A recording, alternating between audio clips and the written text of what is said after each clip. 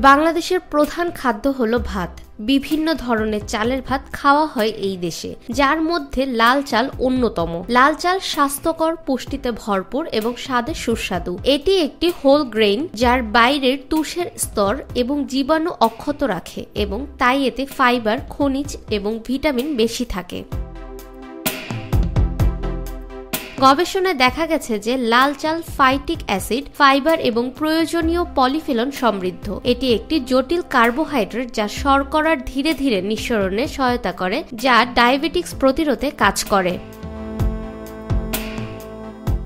লাল চাল হাড়ের স্বাস্থ্য বজায় রাখতে সাহায্য করে। এটি ম্যাগনেসিয়াম এবং ক্যালসিয়াম সমৃদ্ধ, যা হাড়কে শক্তিশালী এবং সুস্থ রাখতে সাহায্য করে।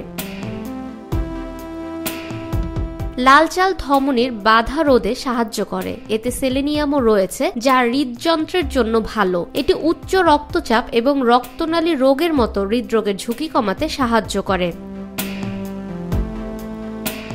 উচ্চ ফাইবার উপাদানের কারণে লাল চাল অন্ত্রের কার্যকারিতা নিয়ন্ত্রণ করে এবং অ্যাসিড শোষণ রোধ করে এবং এইভাবে হজম প্রক্রিয়া সহজ করে। লাল চালে ম্যাঙ্গানিজ এবং ফসফরাস রয়েছে, যা শরীরের চর্বি সংশ্লেষণ করতে এবং স্থূলতা নিয়ন্ত্রণে সহায়তা করে। এর উচ্চ ফাইবার উপাদান দীর্ঘক্ষণ পেট ভরে রাখে, যে কারণে বারবার খাওয়া প্রতিরোধ করে। এর ফলে ওজন নিয়ন্ত্রণ করা সহজ হয়।